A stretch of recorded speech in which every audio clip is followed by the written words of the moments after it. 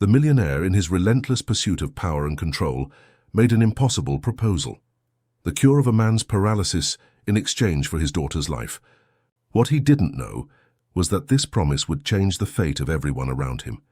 If you enjoy emotional stories, subscribe to the channel and tell us where you're listening from. Continuing. The rain fell softly over London that June afternoon, in that persistent way that seems to have no end, soaking to the bone and soul anyone who had to face the streets. Samuel Carter stood on the pavement of Oxford Street, looking up at that mirrored glass building that reflected the grey sky. 32 floors of pure power and money. Inside was a man who could change everything. Inside was the only hope he had left. He tightened the strap of his worn backpack against his shoulder. Inside, just his work tools and a yellowed envelope with Clara's medical reports. His Clara, his 10-year-old little girl who was slowly dying while he felt like the most helpless man in the world. Samuel was 34, but he seemed to carry the weight of 60. His strong plumber's body, shaped by years of climbing onto roofs, entering flooded basements, carrying heavy pipes and tools, was now stooped. Not by work, but by pain. That dull, constant ache that resides in the chest of anyone who sees a child suffer and can do nothing. It had been 3 years since the diagnosis. Progressive Duchenne muscular dystrophy, a rare and aggressive variant. The NHS doctors had been direct, with that technical coldness that tries to disguise compassion. Mr. Carter, Clara is expected to have at most a few more years. We will do our best to ensure she doesn't suffer. But their best was never enough. Never. He remembered the day Clara started falling for no reason. She was 7, playing in the backyard of the simple house they rented in the East End of London. Suddenly her thin little legs gave way and she fell face first onto the ground. Samuel ran, picked her up, wiped the blood from her nose, kissed her forehead. "It's all right, Flower. Daddy's here." But it wasn't all right. It would never be again. The following months were a nightmare of appointments, tests, specialists with increasingly serious faces, until the confirmation came of what no father ever wants to hear. And then the routine began. Physiotherapy 3 times a week, expensive medications he bought in installments on his card, sleepless nights when Clara cried from pain in her legs, her arms, her whole body that betrayed her day after day. Clara's mother, Julia, couldn't handle it. She left 6 months after the diagnosis. She said she didn't have the emotional capacity for it, that she was too young, that she had a right to live. Samuel never judged her. Everyone carries what they can. He stayed, because a father doesn't abandon. Because Clara was all he had in this world, and he was all she had. Working and taking care of Clara alone was like trying to hold water in his hands. It always slipped away. Something was always missing. Samuel woke up at 5 in the morning, made breakfast, helped Clara get dressed. Every day she needed more help. Every day her muscles responded less. He took her to Mrs. Jenkins' house, the retired neighbor who looked after the girl during the day. Then he took 3 buses to get to the affluent neighborhoods where he found work. A plumber in West London, in Chelsea and Kensington. Huge houses where one bathroom was bigger than his entire living room. He fixed pipes, unblocked drains, replaced valves. And he listened. He listened to the ladies complaining that the shower pressure was weak, that the sink was dripping and it was an outrage. He smiled polite and solved the problem, because that's how he made a living. But inside, a part of him screamed, "My daughter is dying, madam. Your dripping tap is nothing." It was in one of those houses 2 months ago that he first heard the name that would change everything. Donato Stone. Samuel was in the ensuite bathroom replacing the sink trap when he heard voices in the next room. 2 women chatting, drinking coffee, the kind of conversation people with time and money to spare have. "Did you see the article about Donato Stone? That biogenesis billionaire?" "I did. Incredible how he built that whole empire, even being in a wheelchair. They say he's a genius, but also terrible, utterly cold. Doesn't care about anyone." "Exactly. But his company is developing revolutionary treatments. I read they have an experimental protocol for degenerative diseases that's working miracles. But it's incredibly expensive, and he only releases it to whoever he wants. Bizarre." Samuel stopped working. His fingers remained motionless, holding the tool. Degenerative diseases. Experimental treatment. He walked out of the bathroom, his heart pounding. "Excuse me, madam. Sorry to interrupt. This treatment you mentioned, what kind of disease is it for?" The women looked at him with some strangeness. A plumber shouldn't meddle in the employer's conversation, but one of them replied, perhaps out of politeness, perhaps out of pity. Neuromuscular diseases, it seems. Dystrophies, sclerosis, those sorts of things. Why? Samuel felt the ground disappear beneath his feet. My daughter. She has muscular dystrophy. It's very serious. The silence that followed was one of those that weigh heavy. The women exchanged uncomfortable glances. One of them, the younger one, with immaculate blonde hair and clothes that must have cost 3 months of Samuel's salary, sighed. Look, I'm really sorry. But Donato Stone is not an accessible person. He doesn't meet anyone. His company is a fortress. And the treatment. They say it costs millions. Millions, of course. Samuel had £53 in his wallet and owed 2 months' rent, but he mentally noted that name. Donato Stone, biogenesis. It was a thread of hope, thin as a hair, but it was something. That night, after Clara fell asleep, she slept early now, her exhausted body craving rest, Samuel stayed up late on his old phone searching for information. Donato Stone was an urban legend in London. Son of Portuguese immigrants, he had built a biotechnology empire from scratch. With degrees in medicine and genetic engineering, he was considered one of the brightest and wealthiest men in the UK. But a car accident 10 years ago had left him paraplegic. Since then he lived reclusively, commanding his empire from a wheelchair, bitter and ruthless. Biogenesis, his company, was headquartered right there on Oxford Street, in that glass building Samuel now stared at in the rain.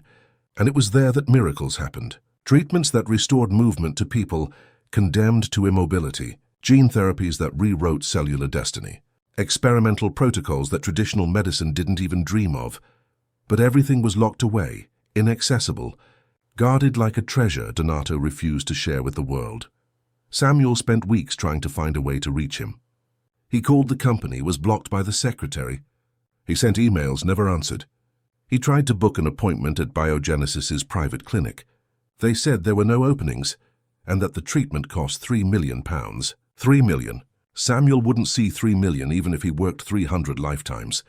But then he had an idea. A crazy, desperate idea, born of insomnia and despair. He had read that Donato had an obsession to find a cure for his own paralysis. He spent fortunes on research, on doctors, on alternative treatments. And Samuel, by chance, by destiny, by life's irony, perhaps knew something that could help.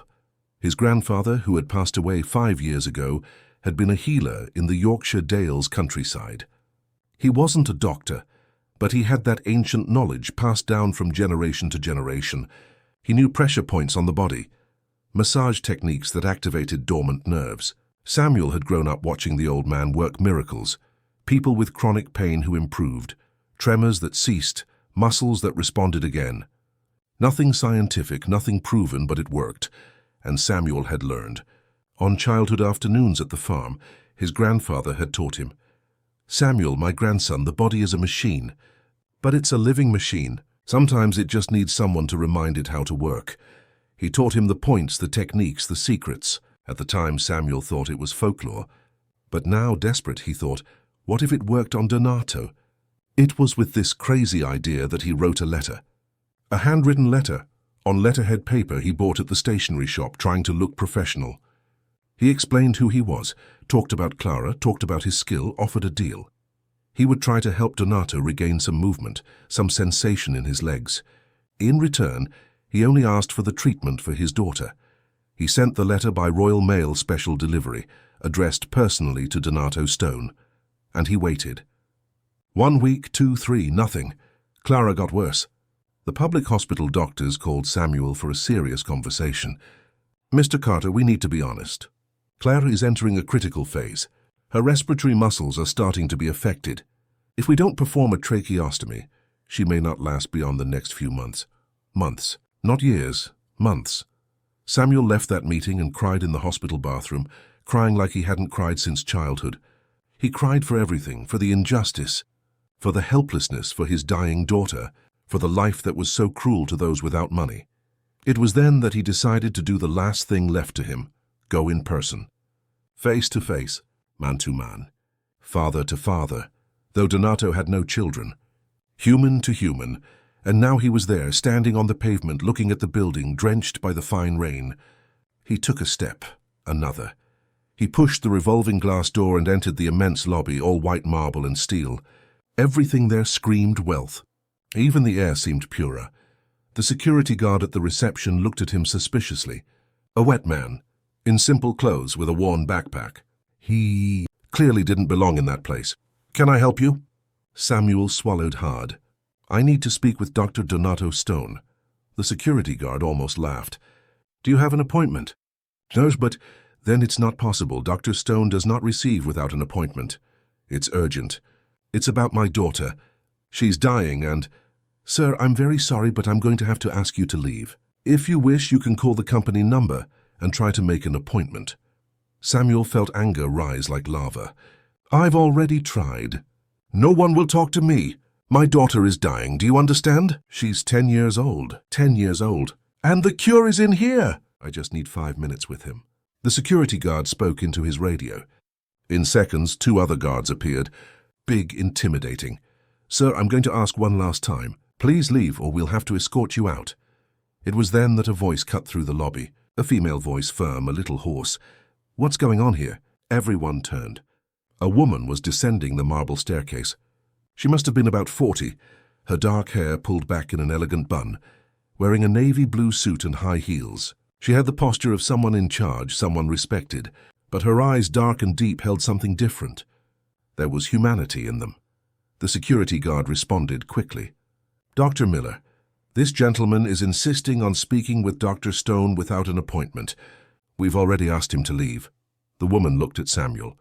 She really looked, not just saw. Her eyes scanned his face, his backpack, his calloused working hands. And something in her seemed to stir. "What's your name?" "Samuel." "Samuel Carter.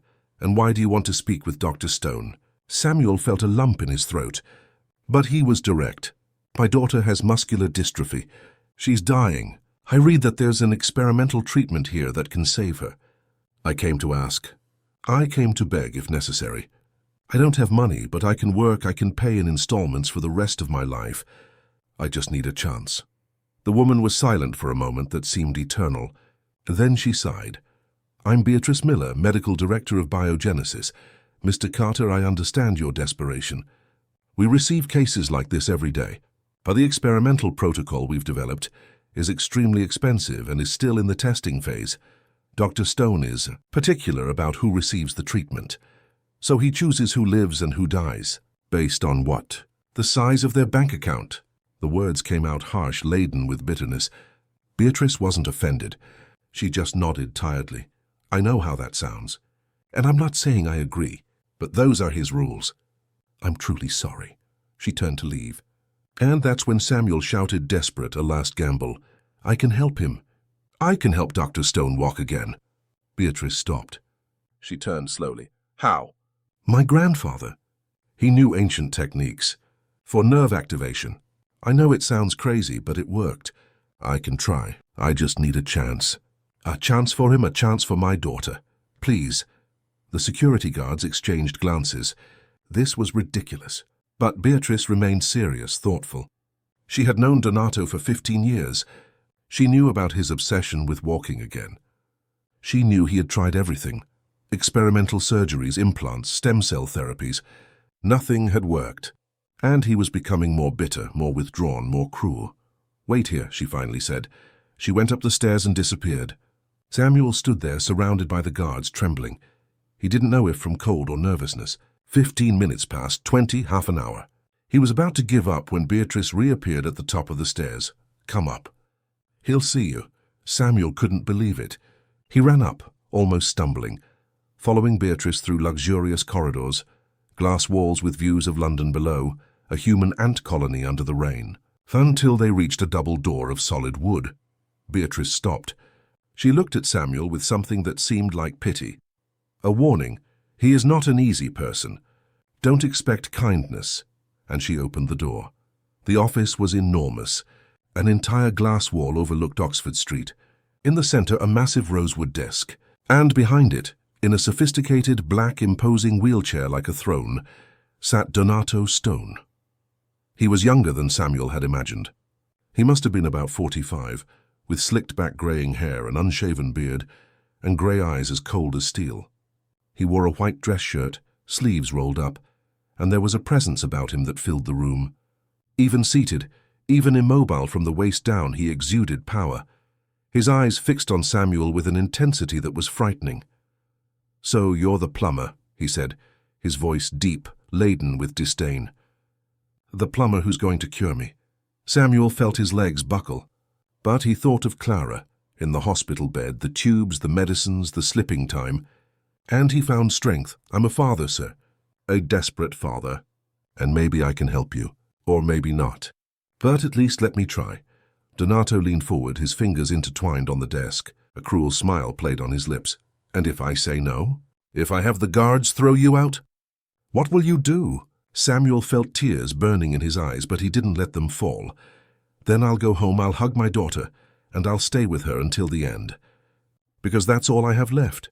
The silence that followed was dense, heavy. Donato studied him for a long time.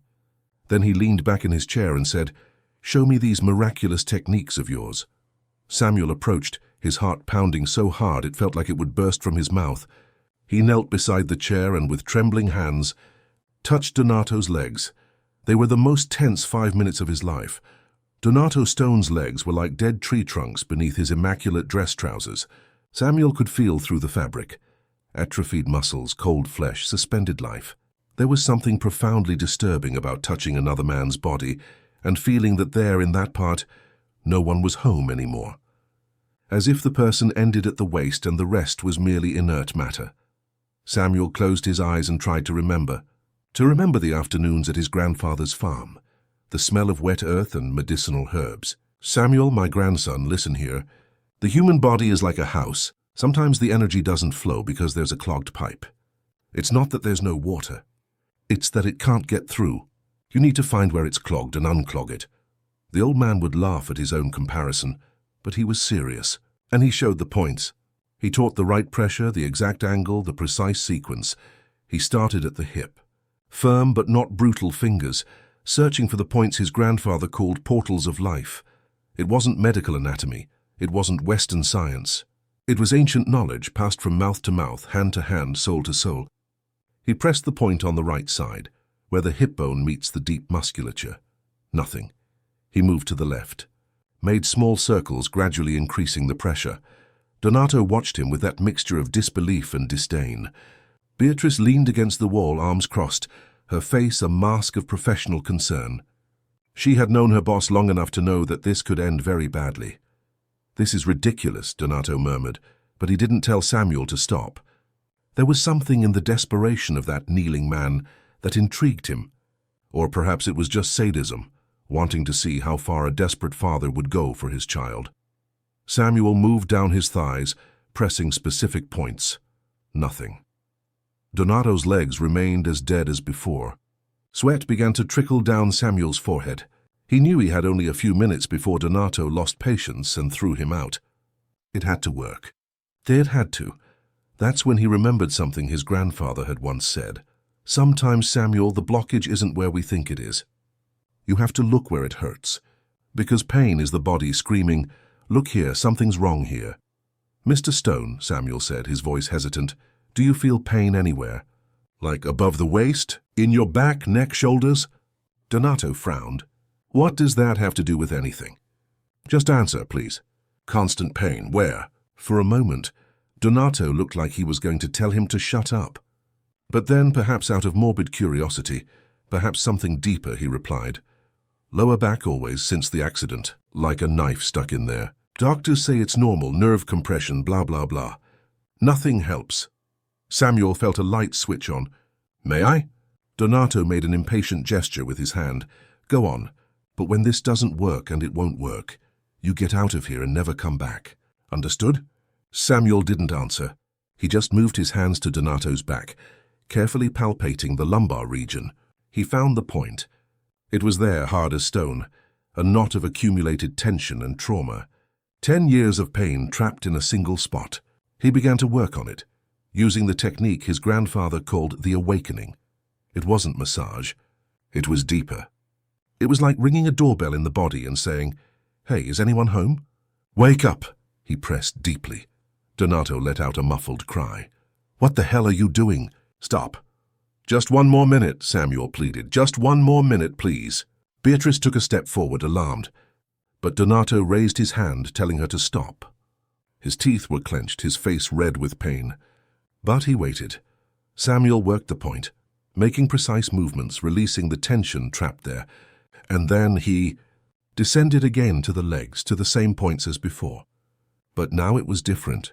Now there was an open path, an unblocked channel, and then it happened. It was subtle, so subtle it almost went unnoticed. But Donald felt it. He felt something he hadn't felt in 10 years. It wasn't pain. It wasn't tingling.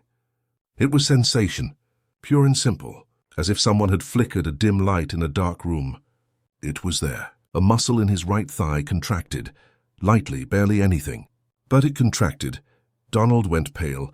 His eyes widened, fixed on his own leg. I felt it. I felt something. Beatrice let out a sound of disbelief. "Impossible."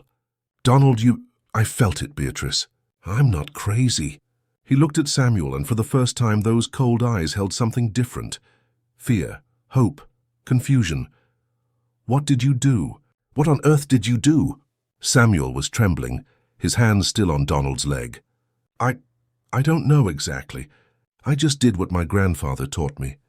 To unblock the path, to let the energy flow. Energy. What ridiculous mystical talk is that?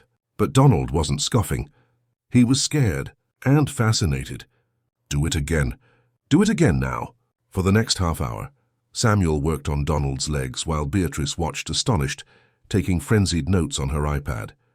The muscle contraction happened 2 more times, small but undeniable. Something was happening. Something that biogenesis's cutting-edge science, with all its millions in equipment and research, hadn't been able to achieve. When Samuel finally stopped, exhausted, Donald was silent. He was no longer the arrogant man of half an hour ago. He looked vulnerable, lost, as if the ground had vanished beneath his wheelchair. Is this real? Or am I imagining it? Beatrice approached, knelt and tested Donald's reflexes with medical instruments she took from a drawer. Her face was pure shock. "Donald, it's happening. It's really happening. There's neuromuscular activity. It's minimal, but it's there. After 10 years, it's there." The silence that followed was absolute. Outside, the city continued its mad rush, but inside, in that room, time seemed to have stopped. Donald looked at Samuel. Truly looked, as Beatrice had done before. He saw the man, rain-soaked in simple clothes with calloused hands. And for the first time in a long time, Donald Silver felt small. "Why?" The question came out low, almost inaudible. "Why did you do this for me? I treated you like dirt. I was going to kick you out of here."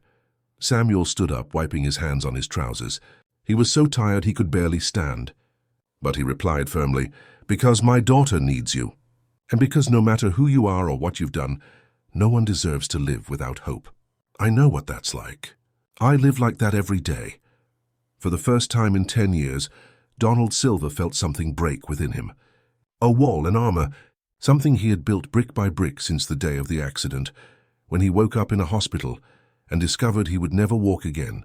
He had hardened his heart because it was the only way to survive the pain.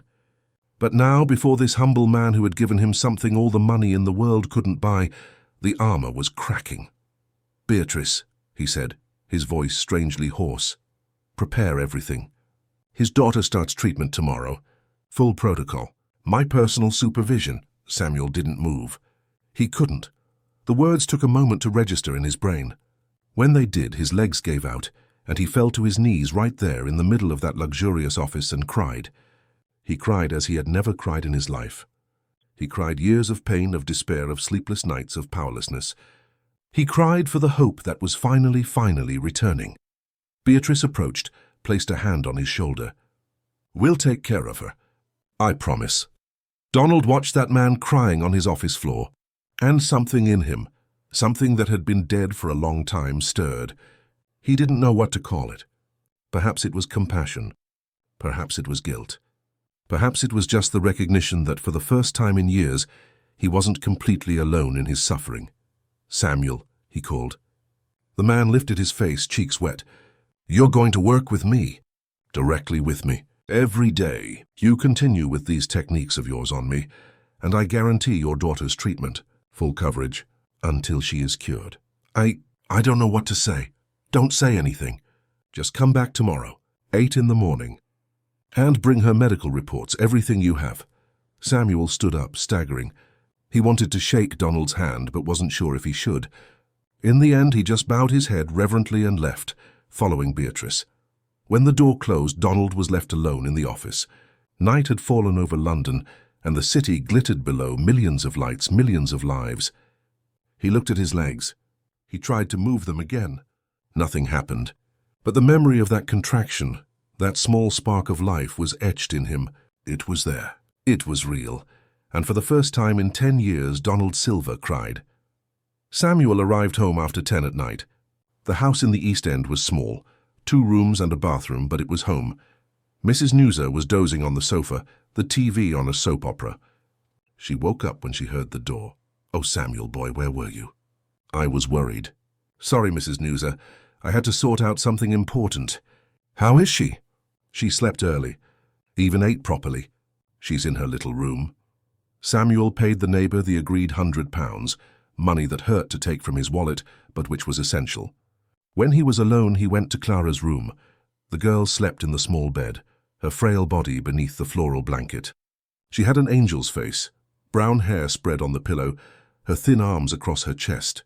She looked so fragile, so small, like something the wind could carry away at any moment. Samuel knelt beside the bed, took her small hand in his. Her hand was warm, alive, for now, still alive. "My little flower," he whispered. "Daddy did it. He did it, my daughter. You're going to get well. You'll run again, you'll play, you'll grow up, you'll live. I promise. I promise." Clara stirred in her sleep, a small smile playing on her lips as if she knew, as if she felt hope flowing through the room. Samuel stayed there, holding his daughter's hand, until exhaustion overcame him, and he fell asleep right there, kneeling on the floor, his head resting against the edge of the bed. The next morning, at 8 o'clock sharp, Samuel was back at the building in the city. This time the security guard greeted him with respect. "Good morning, Mr. Samuel. You can go up. Dr. Beatrice is waiting." Everything felt like a dream, a crazy dream he would wake from at any moment.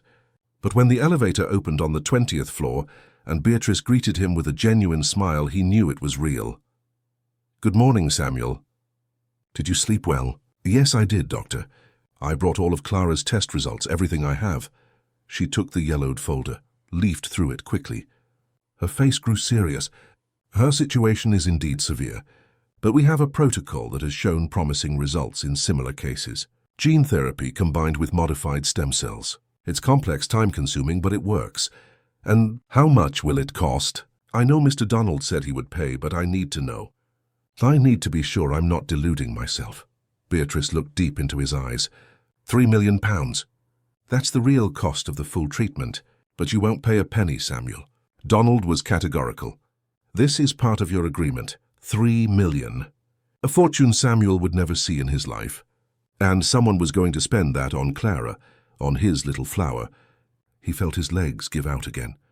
"When do we start?" "Today. I'll send an ambulance to pick Clara up from the hospital. She'll be admitted here, to Biogenesis's private clinic. You can stay with her as long as you want. We have rooms for companions."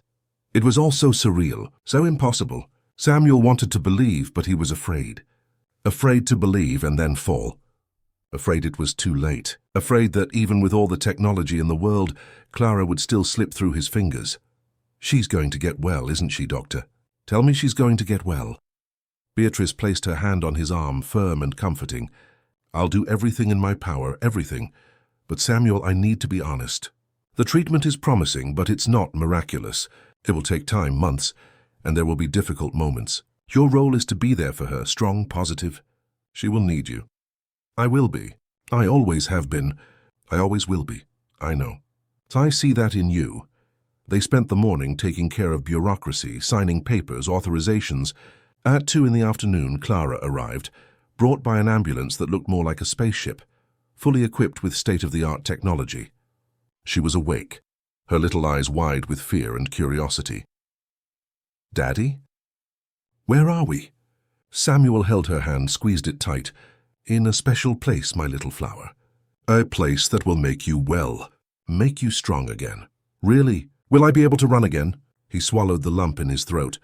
"Yes, you will. I promise." Clara was taken to a room that looked more like a five-star hotel suite. An electric bed with controls, a huge TV, a comfortable sofa, a private bathroom. Everything white, clean, smelling new. So different from the public hospital, where she had spent the last few months with overcrowded corridors and old equipment. Beatrice entered with a team of doctors and nurses. She explained the treatment to Clara in simple language, showing drawings, making the girl understand without frightening her. Clara listened intently, nodding occasionally. "Will it hurt, doctor?" she asked, her voice thin. "A little bit sometimes, but we'll do everything so you don't suffer, okay?" "Okay." As the team began the first examinations, Samuel was called to Donald's office.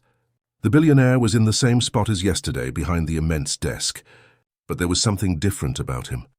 Less stern, less distant. "Sit," he said, indicating an armchair. Samuel sat on the edge, tense. "Your daughter has started treatment." "Yes, sir. I can't thank you enough." "I'm speechless." Donald shook his head, impatient. "You don't need to thank me. This is an agreement. You help me, I help her. Simple as that. Still, Samuel," Donald cut him off, his voice firm. "Do you think I'm a good man?" The question caught Samuel off guard. He hesitated, unsure what to say. "You can tell me the truth." "I don't know if you're good or bad, Mr. Donald. I think you're human. Like everyone else. I've been served by people who thought they were saints and were cruel. And I've met people who seemed tough but had a heart. We're too complex to fit into a good or bad box." Donald was silent for a moment, processing that. Then a bitter half-smile appeared at the corner of his mouth. "You're wiser than you look, plumber." "I'm not wise, sir. I'm just a father trying to survive." "That's exactly what makes you wise." Donald leaned forward. 10 years ago, I was different. I had plans, dreams, even a girlfriend. I was going to get married, build a family. Then the accident happened. Drunk driver, head-on collision. I woke up paralyzed. My fiancé visited me twice in the hospital and then vanished. Friends disappeared. Family felt pity, as if I were a useless wretch. He paused, his eyes lost in bitter memories. I hardened. I decided that if the world was cruel, I would be crueler still. I built my empire by stepping on whoever was necessary. I guarded the technology, the cure, like a treasure no one deserved. Because if I suffered, why shouldn't others suffer too? Samuel listened quietly, feeling the weight of those words. Then you appeared, a fucked-up, desperate plumber with nothing to lose. And you touched me, literally touched me. And for the first time in 10 years, I felt something. Not just in my legs, Samuel, here. He tapped his chest. I felt that maybe, just maybe, I'm not dead inside too. You were never dead, Mr. Donald, just frozen, waiting to thaw. Donald gave a short, humorless laugh. Frozen, good definition. He grew serious again. Let's do this.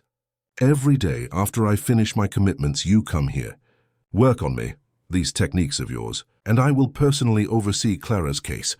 Together with Beatrice, we will give her the best possible treatment. You stay here in the building. There's a staff apartment on the 15th floor. A salary of $15,000 a month. Do you accept? $15,000. Samuel earned, when he earned well, $2,500. $15,000 was a fortune. I accept. Of course I accept. Great, that's settled. Now leave. I have a meeting in 10 minutes. Samuel stood up but stopped at the door. Mr. Donald. What? Lär tu man si den mati. Matilpas, you're not dead, nor frozen. You were just alone. No one should be alone with pain. And he left, closing the door behind him. Donald stood there, alone again, looking at his own hands. Samuel's words echoed in the empty room. No one should be alone with pain. Simple, profound, true. And for the second time in 2 days, the richest man in London felt a tear roll down his face. 3 months passed like a breath of wind, and at the same time like an eternity. 3 months that changed everything. Samuel's routine was now completely different. He woke up in the staff apartment on the 15th floor, a small but comfortable space with a real bed, hot water in the shower, even a small window with a view of the city. Simple things that were luxuries for someone who had spent their entire life fighting for every penny.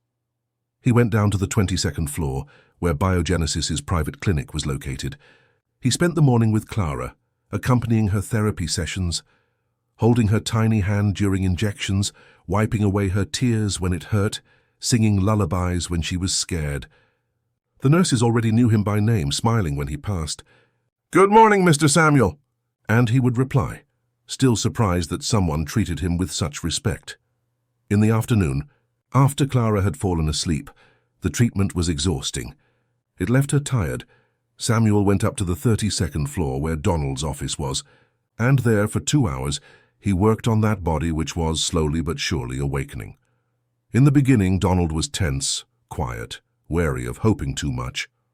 But as the weeks passed and the improvements became undeniable, something in him began to change. The muscle contractions grew stronger, more frequent. Then came the sensitivity. One day, Donald felt when Samuel touched his knee. He felt it.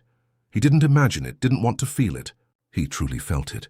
"Samuel," he had said that day, his voice trembling, "I felt you touch me. I felt it. It was like watching a man reborn, 1 millimeter at a time." But the true transformation wasn't just happening in the body. It was happening in the soul. It was a cloudy Thursday in September when everything truly changed. Samuel was in the room with Clara, helping her with her physical therapy exercises, gentle movements so as not to strain the muscles that were rebuilding cell by cell. The girl was excited. In the last few days, she had managed to hold a glass of water by herself. It seemed little, but it was monumental. It was the difference between total dependence and a shred of autonomy. "Daddy, look! Look what I can do!" Clara slowly raised her right arm, trembling with effort, but she raised it to shoulder height, and she held it there, trembling but steady, for about 5 seconds. Samuel felt his chest swell with pride and gratitude. "That's it, my little flower. That's it! You're the strongest girl in the world." Beatrice entered at that moment, with a clipboard and that professional smile she always wore. But when she saw Clara with her arm raised, her smile became genuine, wide, emotional. "My goodness, Clara, you did that by yourself." "I did, Doctor. I'm getting strong." "You certainly are. You're getting very strong." Beatrice looked at Samuel. Her eyes said everything that couldn't be put into words. It was working. The treatment was really working. Later, when Clara was asleep, Beatrice called Samuel for a talk in the medical room. She showed him scans, charts, numbers that Samuel didn't fully understand, but whose general meaning was clear. Clara was responding to the treatment beyond expectations. "Samuel, in cases like hers, we expect a 40 to 50% improvement in muscle function. Clara is showing 65%. It's extraordinary. Why? Why is it working so well?" Beatrice thought before answering. "Part of it is the medicine, the protocol we developed. But part of it, and this is hard to quantify, is her will to live, and the love she receives from you. I know it sounds corny, but studies show that patients with strong emotional support respond better to treatments. The body and mind are not separate, Samuel. They are one." Samuel swallowed hard. She's really going to be cured." "Completely?" "Cured is a complicated word in medicine. But yes, I believe she will recover most of her muscle function. She will be able to walk, run, have a normal life. She will still need follow-ups, maintenance, physical therapy. But yes, she will live, Samuel. She will have a future." It was only when Beatrice said this that Samuel truly allowed himself to believe. Until that moment, deep down, he had been afraid it was too late, that Clara was doing well only to then plummet.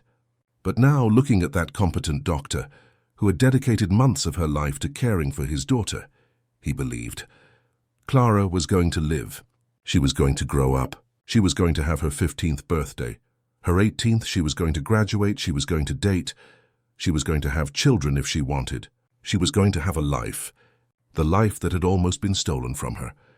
Samuel cried right there in front of Beatrice, unashamed, and she came closer and hugged him, in a maternal gesture he hadn't received since his mother died when he was 20. "You are a good father, Samuel. One of the best I've ever known."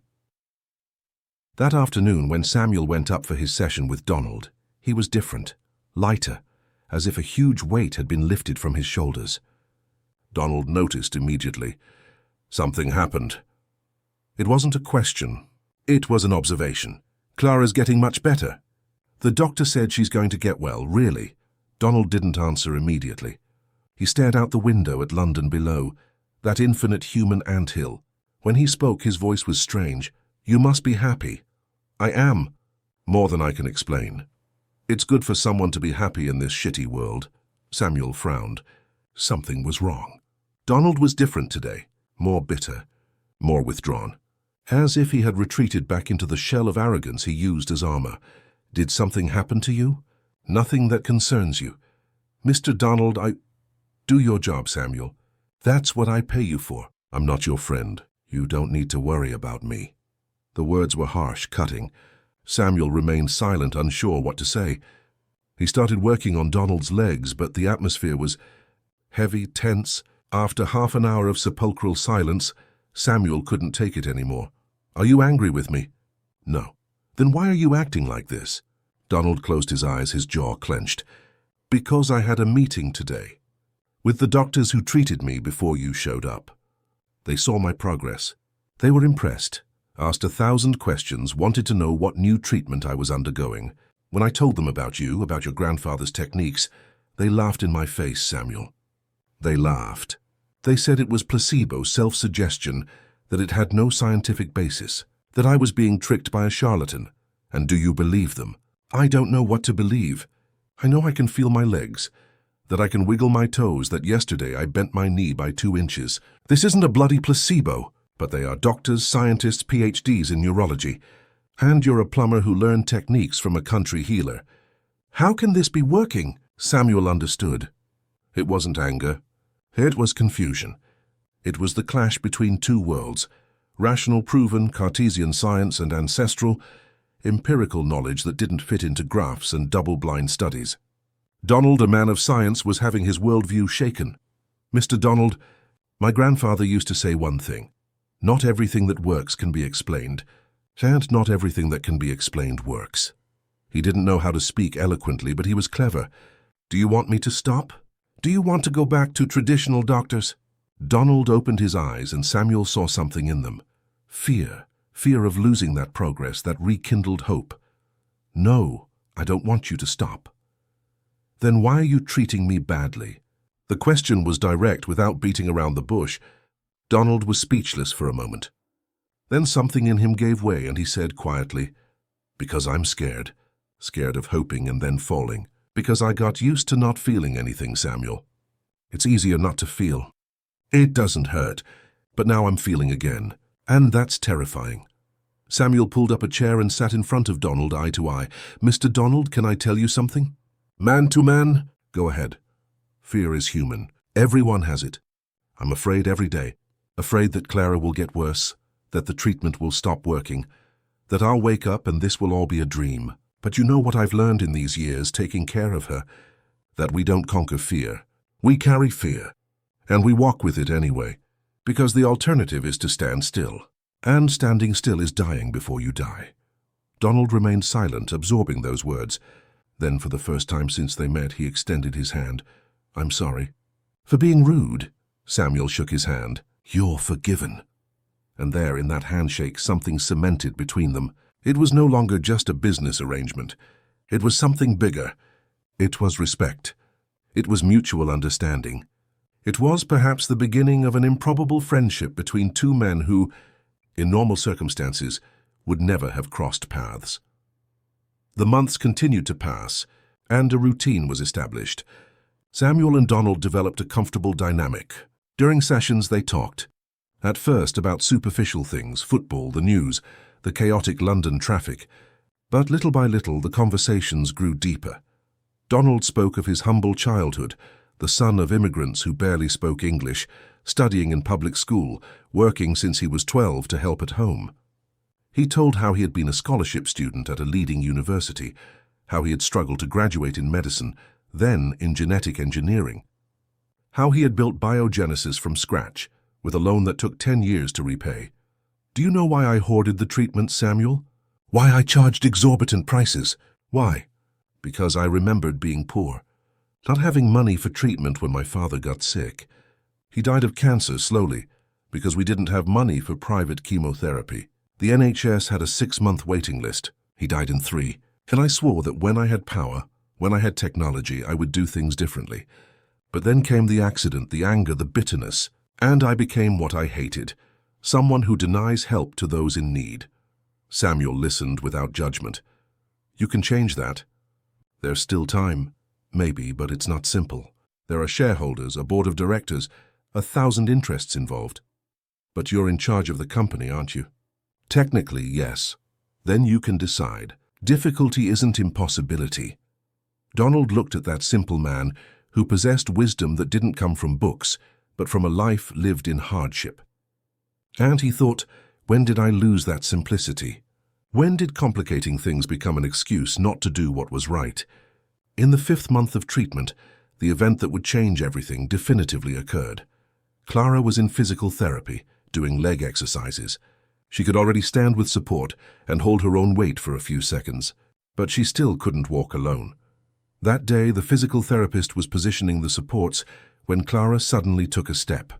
A step without support. She wobbled, almost fell, but took another. And another. 5 steps in total before falling onto the mat, laughing. Dad, I walked. I walked by myself. Samuel, who was sitting in a corner chair, jumped up. His heart pounded so hard it hurt. Do it again. Walk more, my little flower. And Clara did. She stood up, trembling, and took more steps. 6 this time. The nurses in the room began to applaud, some crying. The physical therapist was in shock. This shouldn't be happening so soon. It's incredible. Samuel ran to Clara, picked her up, spun her in the air. Father and daughter cried and laughed at the same time, in a mix of joy so intense it felt like they would explode. It was Beatrice who had the idea. Samuel, take her to see Donald. I think he'll want to know. Samuel had never taken Clara to Donald's office. They were separate worlds. The world of medicine downstairs, the world of business upstairs. But at that moment he agreed. He picked Clara up. She was still light despite gaining weight and muscle mass, and went up to the 32nd floor. Donald's secretary, an elegant woman in her 50s, was surprised. Mr. Samuel, you don't have a session scheduled now. I know, Miss Marcia, but I need to show Dr. Donald something. It's important. She hesitated, but something in his urgency convinced her. She pressed the intercom. Dr. Donald? Samuel is here. He says it's important. Donald's voice came hoarse over the intercom. Send him in. Samuel entered the office with Clara in his arms. Donald was in his wheelchair near the window, reading something on his tablet. He looked up, surprised. Samuel, what? He stopped when he saw the girl. Is that Clara? Yes, sir. Samuel put Clara down, held her hand. Clara, this is Mr. Donald, the doctor who's making you well. Clara, with that child's sincerity, looked at Donald with wide eyes. Are you the owner here? My dad said you're very smart. Donald, the man who intimidated executives and made businessmen tremble, was speechless before that frail 10-year-old girl. I am, yes. And how are you feeling? Good. I'm getting strong. Look. And before Samuel could stop her, Clara let go of his hand and took 3 steps towards Donald. 3 trembling steps, but alone, without support. Donald remained motionless, watching. That child who months ago was on the verge of death, who couldn't even hold a cup, was walking alone, because of him, because of what he had created. Clara came close to the wheelchair, stretched out her little hand and touched Donald's arm. Thank you for saving me, sir. My dad said you're a hero. And it was at that moment that Donald Silver, billionaire biotechnology genius, a man who had built an empire and hardened his heart against the world, completely broke down. The tears came, uncontrollable, and he didn't try to hide them. He placed his hand over Clara's little hand and said, his voice broken, I'm no hero, little one, but you are. You are very brave. Clara smiled, that child's smile that illuminates any darkness. You're brave too. My dad said you got hurt but never gave up. That's being brave. Samuel watched the scene, his heart aching. He was seeing 2 miracles happening simultaneously. Clara returning to life and Donald recovering his humanity. When father and daughter left the office, Donald was alone. Through the window, he saw the city in motion. Millions of stories happening simultaneously. And he thought how many Claras are out there, How many children dying because they don't have access to what I hoarded like a treasure? He picked up the internal phone. Marcia, schedule an extraordinary board meeting tomorrow, everyone, no exceptions. But sir, you know that calling everyone with 1 day's notice is... Marcia, tomorrow, everyone, it's urgent. Yes, sir. Donald hung up and looked at his hands. Hands that held so much power. Power to create, to heal, to change lives. And what was he using that power for? To accumulate zeros in a bank account? To feed ego and bitterness?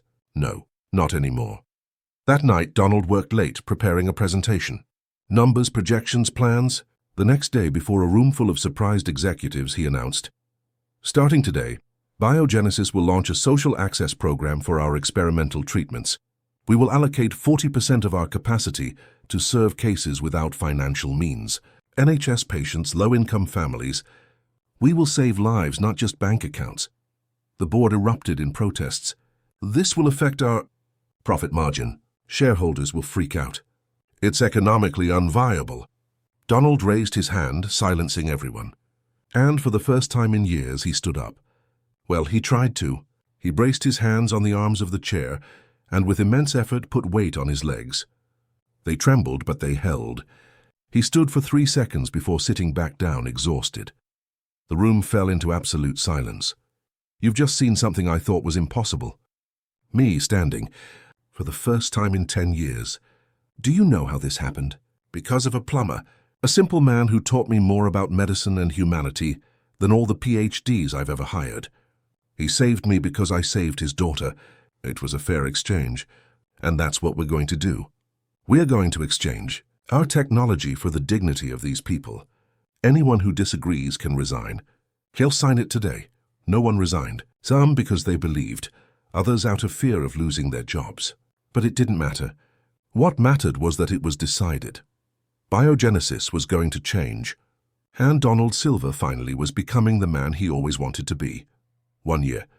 A whole year had passed since that rainy day when Samuel Cardoso first entered the Biogenesis building, desperate, soaked, carrying only a worn backpack and a faint hope.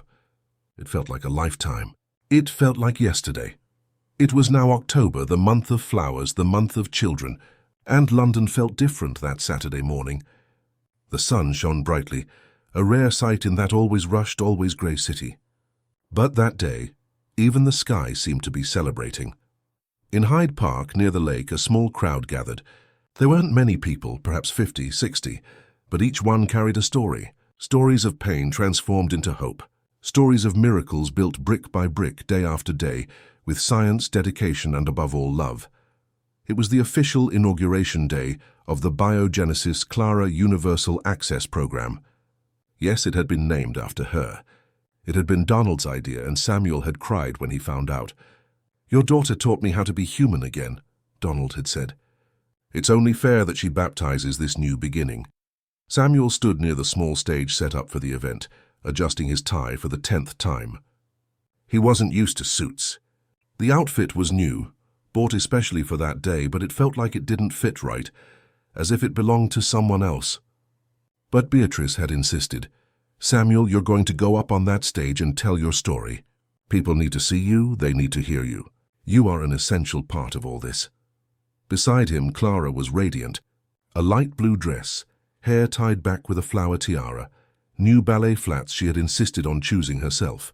And she was standing, without support, without trembling, firm on her own legs.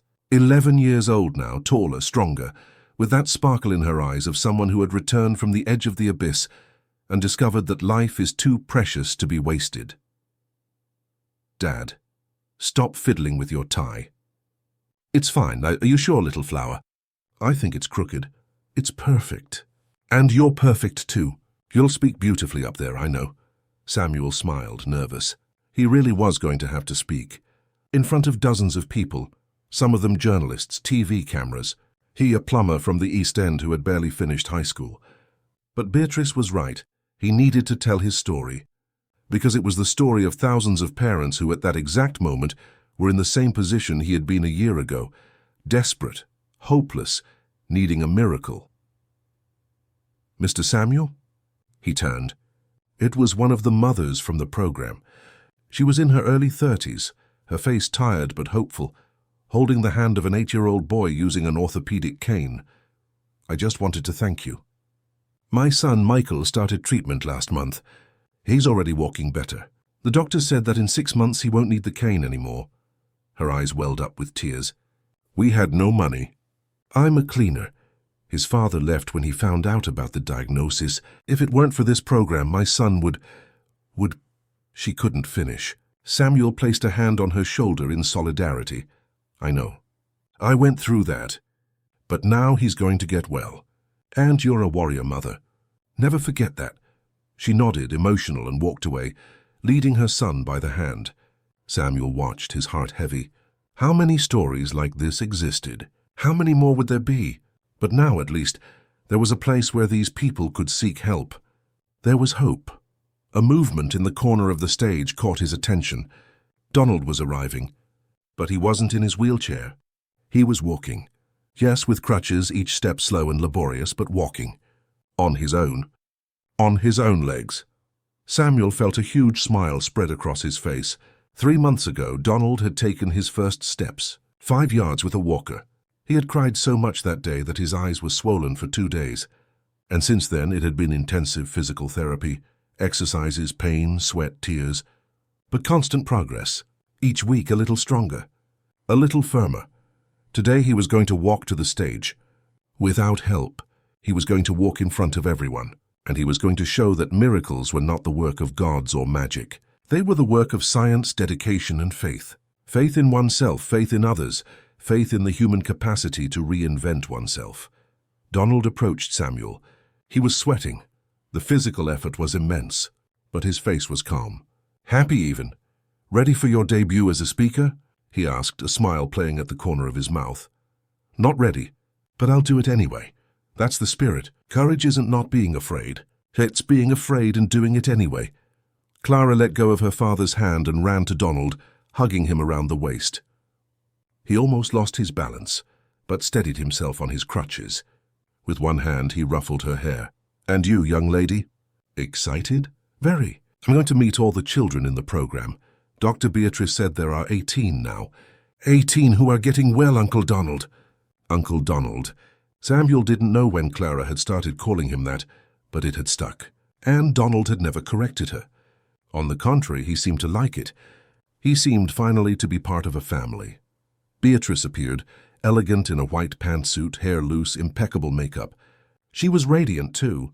She had been promoted to CEO of Biogenesis, and under her leadership, the social program was expanding rapidly. There was already a waiting list of over 200 children. Everyone, we're starting in 5 minutes. Donald, you open. Then Samuel. Then I'll present the numbers and the families. Okay, everyone agreed. Clara went to sit in the front row next to Ms. Eleanor, the neighbor who had taken care of her for so long, and whom Samuel had insisted on bringing. The old woman couldn't stop crying with emotion, wiping away her tears with an embroidered handkerchief. The event began. Donald walked onto the stage, and watching him climb the 3 steps slowly, holding firmly onto his crutches, was something that drew spontaneous applause from the audience.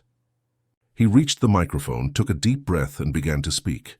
Good morning, everyone. My name is Donald Silver, and 10 years ago I suffered an accident that left me paraplegic. That day I thought my life was over, and in a way it was. The life I knew, at least. I locked myself in a bubble of bitterness and anger. I built an empire, yes, but at the cost of losing my humanity.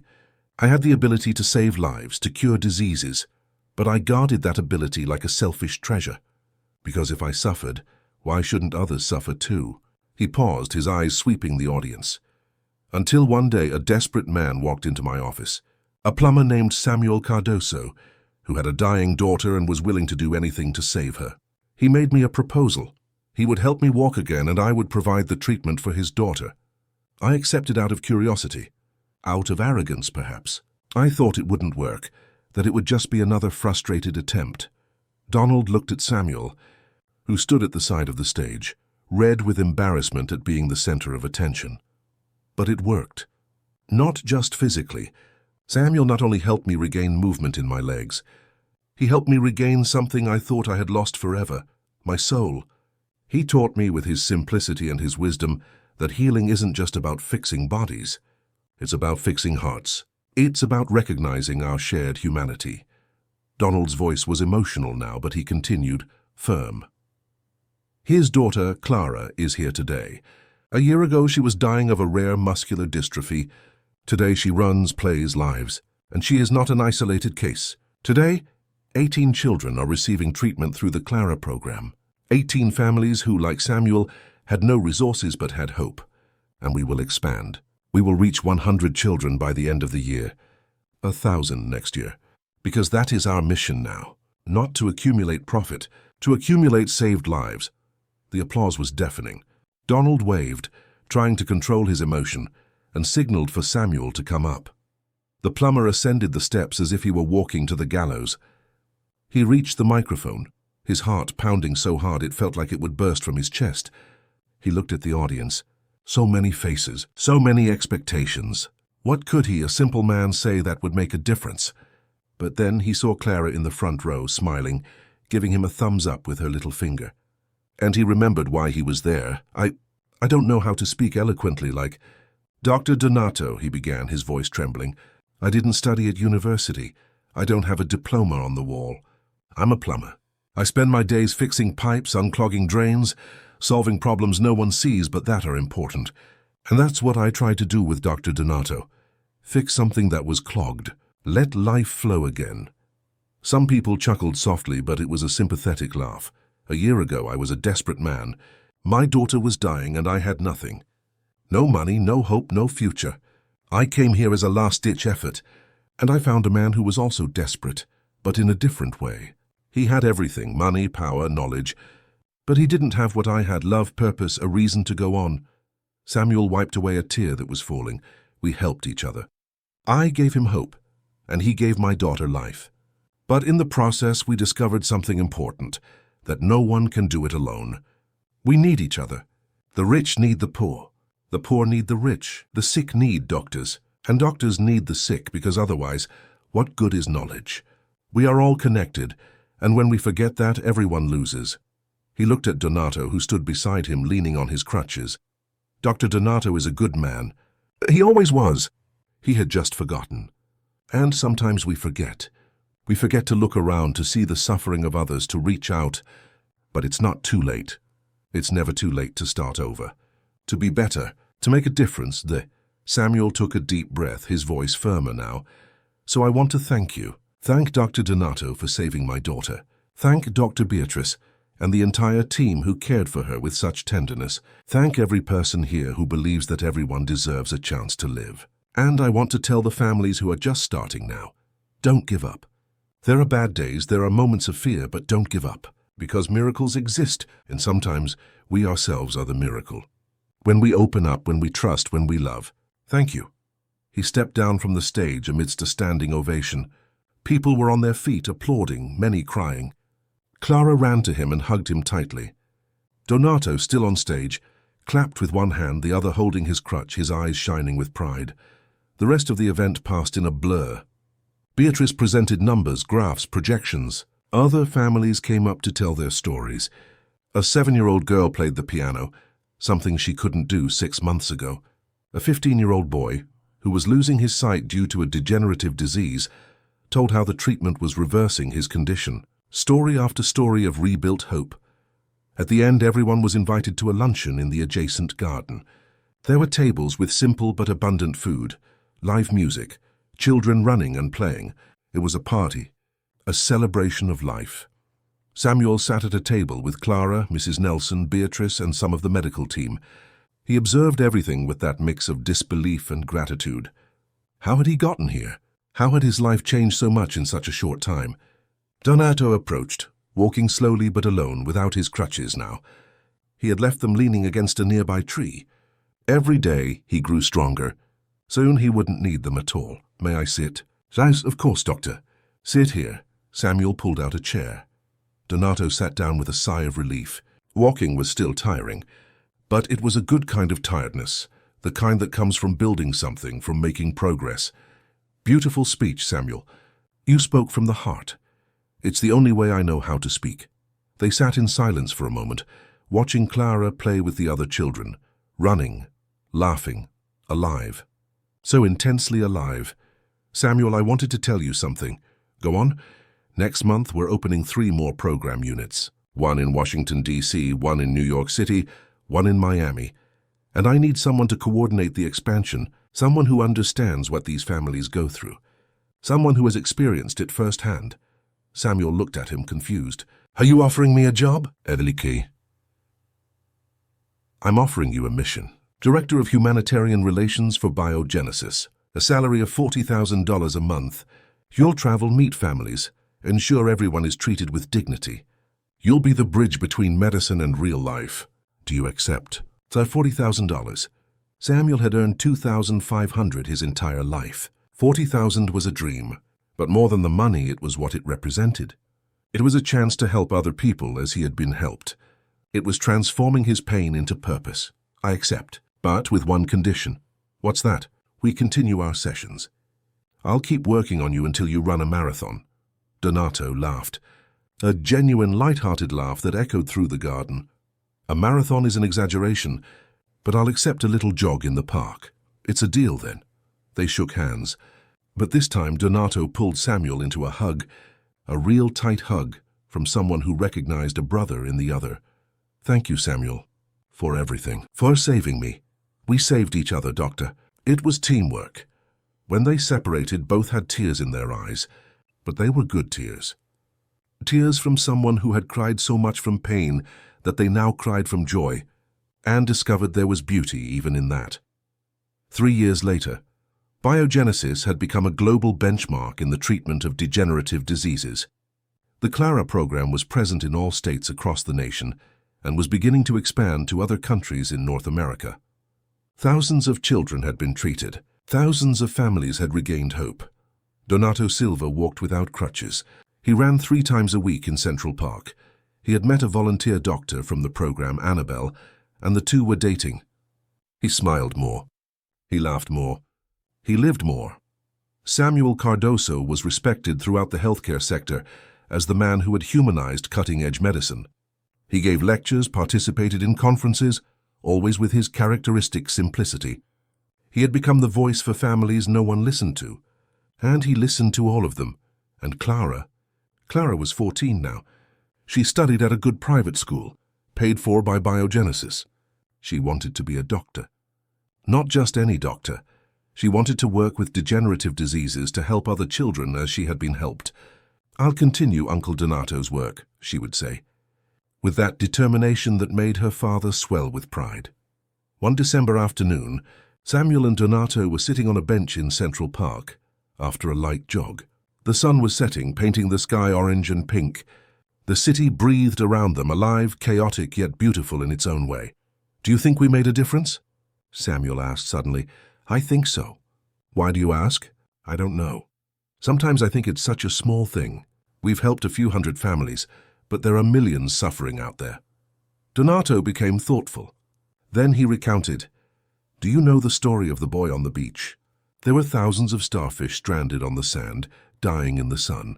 A boy picked them up one by one and threw them back into the sea. An adult came up and said, Boy, there are thousands here. You won't make a difference. And the boy picked up another starfish, threw it into the sea, and replied, I made a difference for this one. Samuel smiled. Yes, it made a difference for Clara. And for you too. And for me too. We don't save the whole world, Samuel. We save who is in front of us, one at a time. And maybe, just maybe, that inspires others to do the same. And then, little by little, the world changes. They stayed there in comfortable silence, watching the night arrive. 2 men whose paths destiny should never have crossed, but who met at the right moment, in the right place, and who discovered together that true wealth is not in money or power. It is in connection, in compassion, in the ability to look at another and see not a stranger but a reflection of oneself. It is in reaching out when someone falls, in sharing pain and multiplying joy, in transforming wounds into wisdom and despair into hope. There was a promise in the air that rainy June day 3 years ago. The promise that if they fought together, if they trusted each other, they could achieve the impossible. And they achieved it. Not because they were special. Not because they were heroes, but because they were human. Profoundly, intensely human, with all the weaknesses, fears, and imperfections that this implies, but also with all the strength, courage, and capacity for love that comes from it. And in the end, it was love that won. As it always does when we let it,